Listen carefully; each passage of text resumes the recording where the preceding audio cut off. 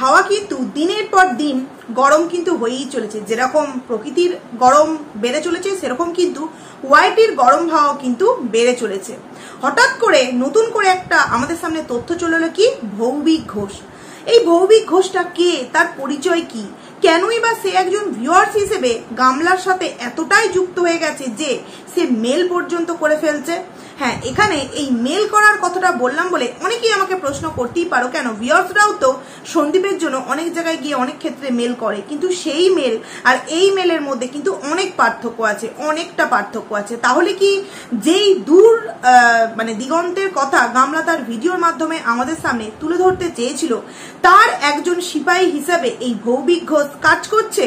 হতেই পারে, না হওয়ার কিন্তু কিচ্ছু নেই। তো অনেক কিছু তোমাদের সামনে আজকে ক্লিয়ার করে বলতে চলে এসেছি নতুন একটা ভিডিও নিয়ে। তো হ্যালো গাইজ বন্ধুরা, তোমরা কেমন আছো? আশা করছি খুব ভালো আছো, আর আমি খুব ভালো আছি। পায়েলস ফ্যামিলিতে নতুন একটা ভিডিওয় তোমাদেরকে অনেক অনেক স্বাগত জানাচ্ছি।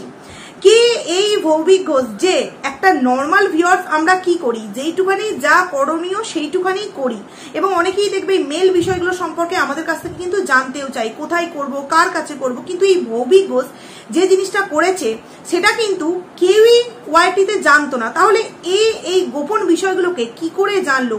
কারোর সাথে তো এমন টাচ আপ, এমন তার লিঙ্ক আছে যেইখান থেকে এই দূর দিগন্তের মাথাটা নাড়ছে, এবং সে নিজে ফিল্ডে না দাঁড়িয়ে একজনকার ঘাড়ে বন্দুক রেখেছে এবং ফায়ার করাচ্ছে, এবং আরেকজনকে তার সিপাহী হিসেবে কাজে লাগাচ্ছে। কারণ কি, সে তো অনেকটা দূরে থাকে, কিছু কিছু কাজ আবার দূর থেকে হয়, আবার কিছু কিছু আবার কাজ আছে দূর থেকে সম্ভব হয় না, যেই কারণে হয়তো সিপাহী দ্বারা কাউকে একজনকে রাখা উচিত বলে এই দূর দিগন্তের একজন স্পেশাল দীপ ভাইয়ের মনে হয়েছে বন্ধুরা।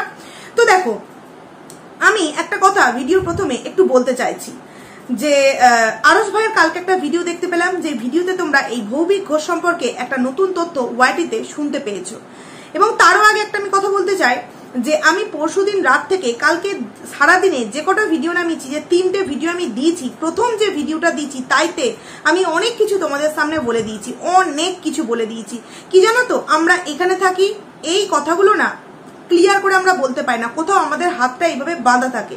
কিন্তু যেহেতু আরস ভাই ওখান থেকে বসে বলে, অন্য দেশ থেকে বসে বলে, সেই কারণে খুল্লা তোমাদের সামনে ক্লিয়ার করে বলতে পারি, তোমাদের বুঝতে সুবিধা হয়। আর আমরা চাইলেও তোমাদেরকে বুঝিয়ে বলতে পারি না, কোথাও একটা বাধা রয়েই যায়।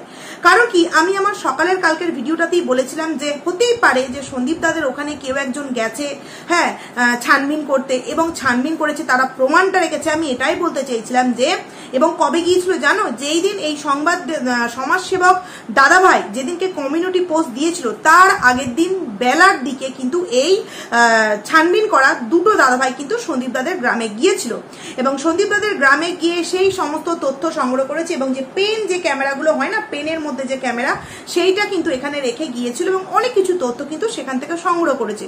এবং যতটুকুনি যা সংগ্রহ করেছে, ছেলে সম্পর্কে যা জানতে চেয়েছে, সমস্তটাই কিন্তু পজিটিভ ছিল। এবং সেই সমস্ত কথাবার্তাগুলো যথারীতি সেই পেন ড্রাইভের মধ্যে, মানে সেই ছোট্ট পেনের মধ্যে যে পেন তোমার ক্যামেরাটা ছিল, তার মধ্যে কিন্তু রেকর্ডও হয়েছে তাদের কাছে, মানে সেই সমাজসেবক দাদার কাছে কিন্তু আছেও।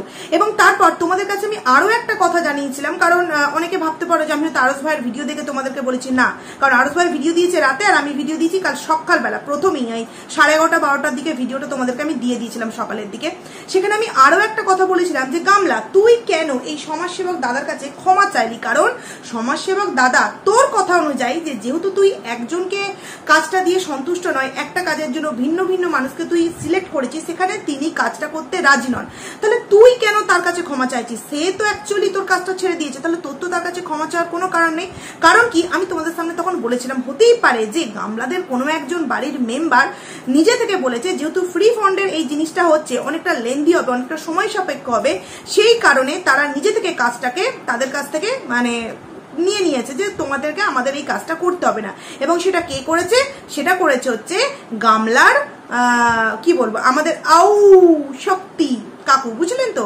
বুঝলে বন্ধুরা, এটাই হচ্ছে মেন বিষয়, যে সমাজসেবক দাদা তো তার দুটো মানে ছানবিন করা লোক পাঠিয়ে সন্দীপ দাদের গ্রাম থেকে অনেক তথ্য নিয়ে এসছে এবং সন্দীপ দার কানে কিন্তু সেটা কিছুক্ষণ পরেই পৌঁছে গিয়েছিল। গ্রামের মানুষ তাদের কাছ থেকে সন্দীপ দার নামে ছানবিন করছে, আর গ্রামের মানুষ সেটা বলবে না কতটা ভালোবাসে সন্দীপ দাকে। একবার চিন্তা করো, কিছু একটা হয়েছে সেটা সঙ্গে সঙ্গে কিন্তু কোনো দিককাল না চিন্তা করে আগে সন্দীপ দাকে গিয়ে সেই কথাটা কিন্তু পৌঁছে দিয়েছে।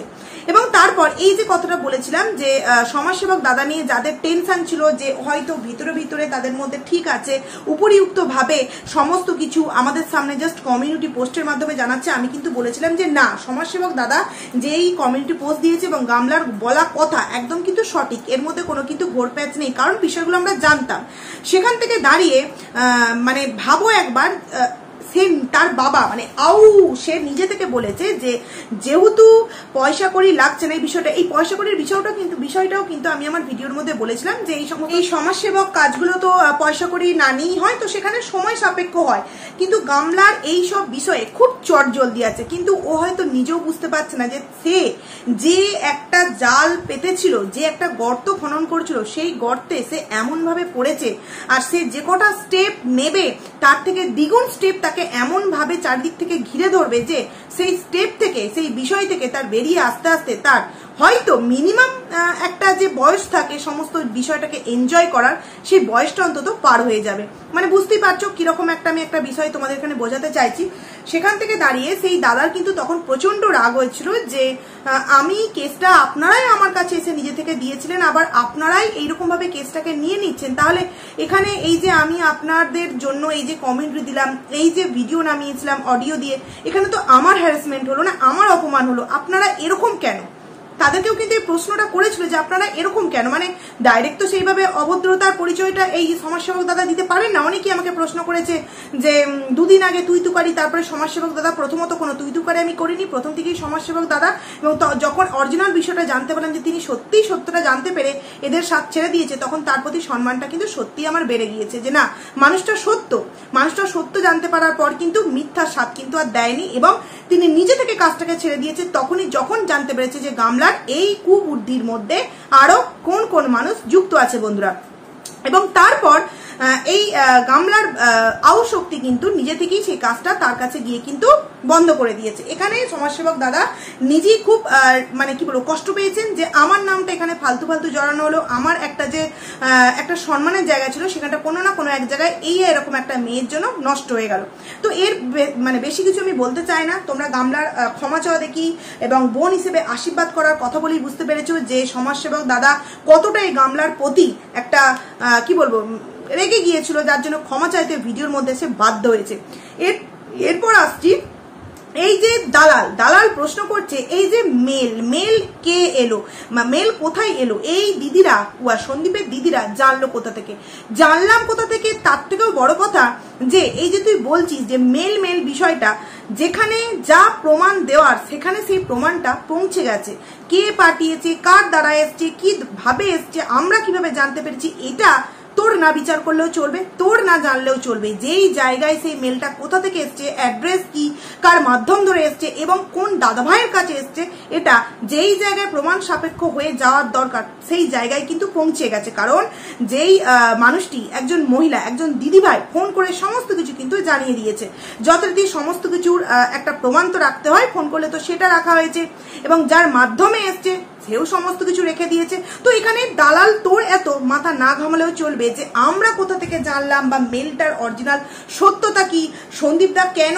এতটা গুরুত্ব দিয়ে কথা বললো। দেখো সন্দীপ দা যেহেতু তার ভিডিওর মাঝখানে বলেছে যে 80 থেকে 100 কিলোমিটারের মধ্যে তার রিলেটিভদের মধ্যেই কেউ এই ঘটনাটা ঘটাচ্ছে, তার মানে পাকাপোক্ত একটা প্রমাণ আছে, তবেই না কারোর উপর ব্লেমটা উঠিয়েছে। সুখ সম্বন্ধে তো কারোর উপর ব্লেম ওঠাতে পারে না, প্রমাণ না থাকলে তো প্রমাণটা তোকে কেন দেবে, প্রমাণটা যেই জায়গায় দিলে কাজে লাগবে ঠিক সেই জায়গা দিয়ে প্রমাণটা নাই দেওয়া হোক, তোর কাছে দিয়ে কি লাভ আছে একটু বলতে পারবি, কারণ তুই সেই বিষয়টাকে নিয়েও তো আবার অন্য কিছু জানতে পারবি।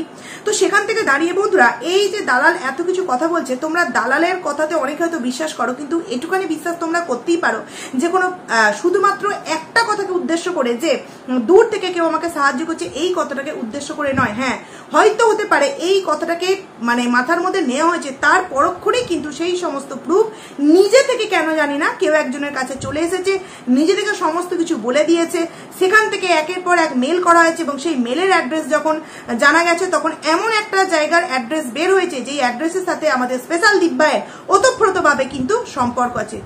মানে কি বলবো, আর সন্দীপদার ভিডিও থেকে তোমরা বুঝতে পেরেই গেছো যে রিলেটিভ মানে এখানে কারা কারা, তোমার বসিরহাট, বিরাটি, এই ওই হ্যানতান অনেক নাম আছে না, তো এই সমস্ত জায়গা থেকে কিন্তু অ্যাড্রেসের মানে মেলের অ্যাড্রেসগুলো কিন্তু পাওয়া গেছে বন্ধুরা। তো এইবার ভাবো, খেয়ে বসে কারোর কোনো কাজকর্ম নেই যে আম পাবলিক নর্মাল মানুষ এইরকম মেল, যেই মেলটা সম্পর্কে কেউই জানতো না, সমাজসেবক দাদারা ওই বিষয়টার সাথে যেহেতু যুক্ত আছে, সেখান থেকে কোন ভিউয়ার্স এটা করতে যাবে এবার ভেবে দেখো। এবং এত সুন্দরভাবে মেলগুলো করা হয়েছে যে দেখলেই বোঝা যায় যে এই সমস্ত বিষয়ে একদম সুপারদর্শী কোনো মানুষ, মাস্টার মাইন্ড কোনো প্ল্যান করা কোনো কূটবুদ্ধি সম্পন্ন মানুষই কিন্তু এইগুলো করতে পারে। তো সেখান থেকে প্রমাণ যথারীতি আছে, প্রমাণ ওয়াইটি প্ল্যাটফর্মে এই মুহূর্তে দেওয়ার প্রয়োজন আছে বলে কারোরই কিন্তু মনে হচ্ছে না। যেখানে যা প্রমাণ দেওয়ার সেইখানে কিন্তু সেই প্রমাণ পৌঁছে গেছে।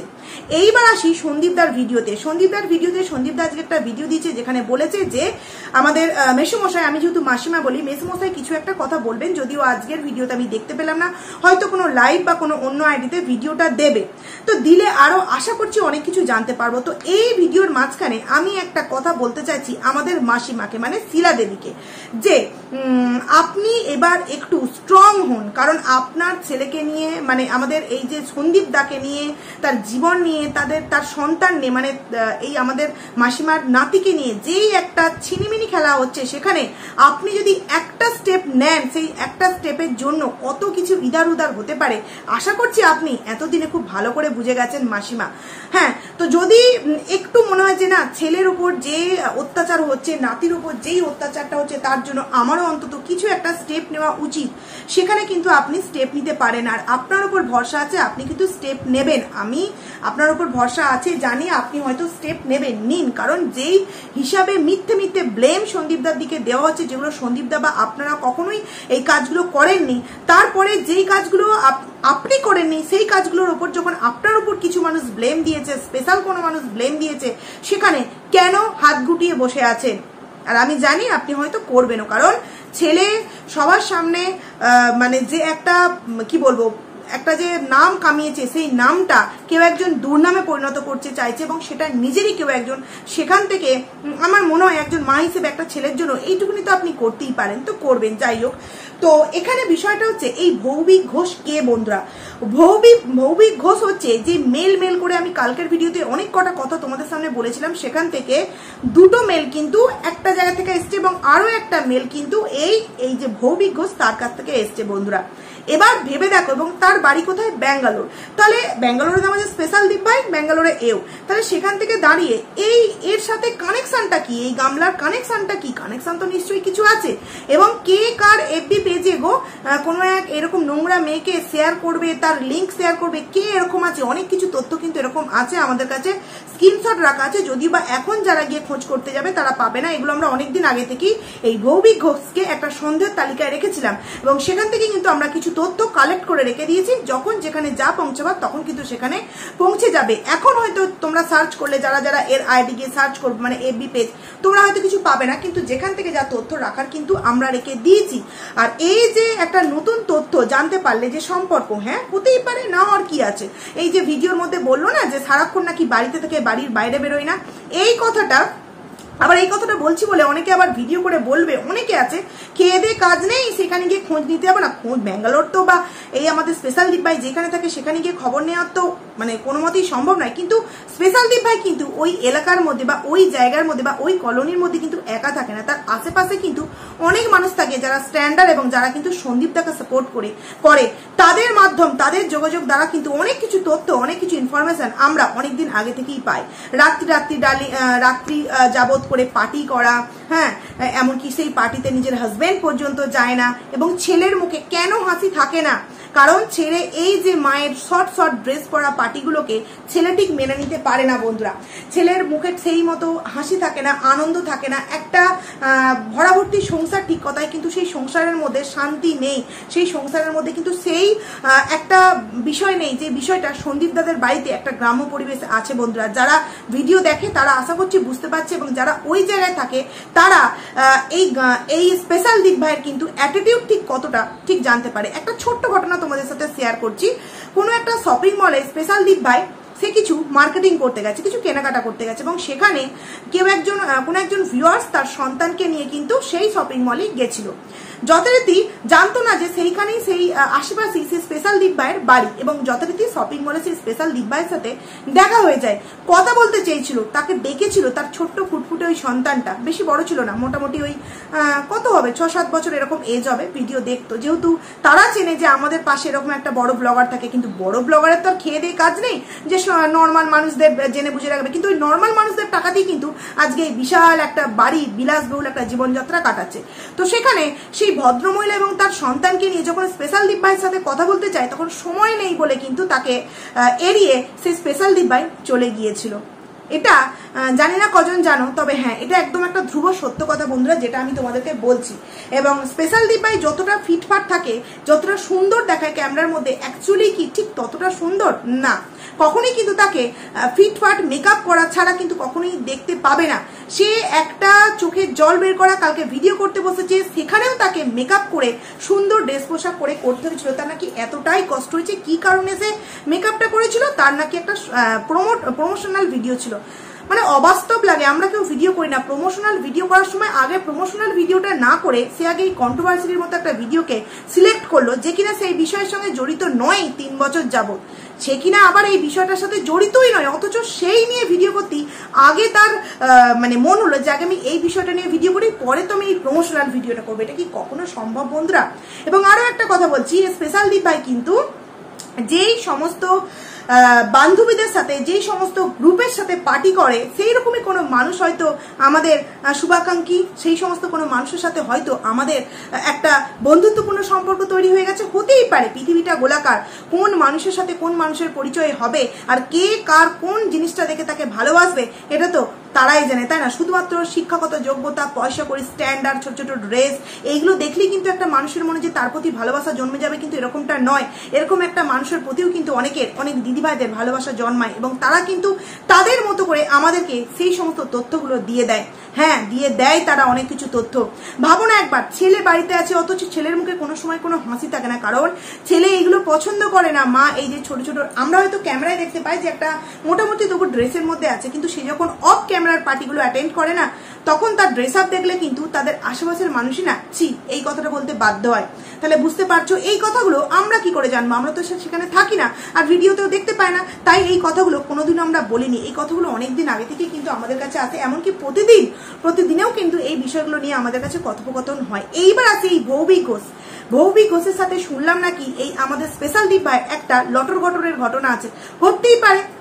ঘটতেই পারে, নাহলে তার কিসের এত জ্বলন, তার কিসের এত দায় পড়েছে এই সমস্ত বিষয়ে এত কিছু নাক গলাবার? একটা ছেলে হয়ে কি এত নাক গল, মানে এখানে বলতেই পারে যে তাহলে কি করে আরস ভাই কন্ট্রোভার্সি করছে? একজন ছেলে হয়ে সে তো করছে, লড়াই করছে, কিন্তু এর পেছন থেকে কল কাটারটা, মানে যে কলটা নাড়ছে সেটা পিছন থেকে, সেটা কেন করছে? নিশ্চয়ই তার কোনো স্বার্থ আছে, এবং স্বার্থ কোথায়? স্পেশাল দীপ ভাইয়ের স্পেশাল বন্ধু, তাই সেখানেই তার স্বার্থ। স্পেশাল দীপ ভাই যেভাবে তাকে নাড়াচ্ছে সে সেইভাবে নাড়তে বাধ্য হচ্ছে, মানে নাচতে বাধ্য হচ্ছে, কারণ তারা দুজনকে স্পেশাল বন্ধু হিসেবে মানে। এবং একজন তো আছে আমাদের থুন, তো সে তো এইভাবে আমাদের স্পেশাল দীপ ভাইয়ের আঙুলের ডগায় নাচছে, তো সে যা বলবে সেখান থেকে তো করতে বাধ্য, তাই না? তো শুধুমাত্র যারা বলছে যে ওই যে একটা দূর কথাকে উদ্দেশ্য করে বলেছে, এরকম নয়, এর ভিতরে অনেক ঘটনা আছে। আর এই গামলার আজকের একটা ভিডিও দেখলাম, গামলা বললো যে আমি আর পারছি না। কেন পারছিস না? ছেলে এখনো পর্যন্ত তোর কাছে গেলই না, তাতে তুই হাঁপিয়ে উঠেছিস। তাহলে ভাব, ছেলে গেলে হাতো না আরো কত কিছু তোকে সহ্য করতে হবে, তখন তুই কি করবি? এখনই যদি তুই হাঁপিয়ে উঠিস, তখন তুই কি করবি একবার ভেবে দেখেছিস? এবং আরো একটা কথা আমি আমার ভিউয়ার্সদের একটু মানে আনন্দ দেওয়ার জন্য বলে দিতে চাই, যে এখনো পর্যন্ত এমন কোনো বিষয় বা এমন কোনো স্টেপ বা পদক্ষেপ নেওয়া হয়নি এই তরফ থেকে, যেখান থেকে কৃষাণু এই গামলার কাছে খুব তাড়াতাড়ি আসতে চলেছে। এই যে দুদিন অন্তর অন্তর একটা হুজ্জুতিমূলক টাইটেল থাম্বনেল দিচ্ছে না এই গামলা, যে খুব তাড়াতাড়ি মা সন্তান এক হতে চলেছে, এটা জাস্ট একটা মুখের কথা এবং কন্ট্রোভার্সি ক্রিয়েটারদেরকে মোড় ঘোরাবার চেষ্টা করা হচ্ছে। কারণ আইন ছাড়া কিষাণুকে তার মায়ের কাছে কেউ কি দিয়ে আসতে পারে? ভারতীয় আইনের উপরে কি কোনো কিছু হতে পারে? সমাজ সেবক, কোনো চাইল্ড সংস্থা, যে যতই যাই থাকুক, তারা তাদের রায়গুলো দেবে, তারা তাদের মতো করে পেপার জমা করবে, তারপর কিন্তু সেই বিষয়টা সেই আইনের কাছে কিন্তু জমা দেবে এবং আইন সেই বিষয়টাকে নিয়ে রায় দেবে যে সন্তানটি কার কাছে যাবে। তো এরকম কোনো কেস বা এরকম কোনো নোটিশ বা এরকম কোনো স্টেপ এখনো পর্যন্ত এই তরফ থেকে নেয়নি। তাহলে কোন হিসেবে সে বারংবার বলছে যে খুব তাড়াতাড়ি মা ছেলে এক হতে চলেছে? এটা সম্পূর্ণ কিন্তু একটা মিথ্যে কথা বন্ধুরা, সম্পূর্ণ একটা মিথ্যে কথা। এবার আসি, অনেকেই এই প্রশ্নটা দেখলাম আমার ভিডিওতে করেছে যে কিষাণুর কাস্টাডি নিয়ে আমাদের সন্দীপ দা ভাই এখনো পর্যন্ত কেন করেনি। তো আমি মনে আছে তোমাদের আগে কিছুদিন আগে একটা কথা বলেছিলাম যে সন্দীপ দা একটা ভুল করেছে, সেই ভুলের জন্য সন্দীপ দাকে মাসুল গুনতে হচ্ছে। বলেছিলাম কিনা একটা কথা, অনেকদিন হয়ে গেল, মিনিমাম 10-15 দিন হয়তো হয়ে গেছে, এমনকি টাইটেল থাম্বনেলেও হয়তো আমি এই কথাটা দিয়েছিলাম। যাদের না বিশ্বাস হবে তারা পেছনকার ভিডিওগুলো আমার দেখতে পারো, মানে ব্যাকের ভিডিওগুলো। তো এই ভুলটার কথাই কিন্তু আমি বলেছিলাম, কারণ সন্দীপ দাকে কেউ একজন পরামর্শ দিয়েছিল 1.5 থেকে 2 মাসের মাথাতেই যে তুমি এরকম একটা কাস্টডি কিন্তু বানিয়ে রাখো, যাতে কিন্তু অনেক কিছু সুবিধা হতে পারে। কিন্তু সন্দীপ দা বিষয়টাকে এতটা যে একজন মা হিসেবে কোনো নোংরামো করতে পারে, সন্দীপ দাটা আশা করিনি। ওই যে বললাম না, সন্দীপ দা এখনো পর্যন্ত অনেক কিছু ধৈর্য করে রেখেছে, যে যে জিনিসগুলো এখনো পর্যন্ত আছে আমার কাছে, সেই জিনিসগুলো আমার কাছে থাক। একজন মেয়ে করে খাচ্ছে, ঠিক আছে করে খাক, আমার পেছনে না লাগলে আমিও কিন্তু তার পেছনে লাগবো না। কিন্তু আমি এমন কিছু জিনিস ওয়াইটি প্ল্যাটফর্মে এই মুহূর্তে ছড়িয়ে দিতে চাইছি না যে মেয়েটা রাস্তায় পর্যন্ত বেরোতে পারবে না।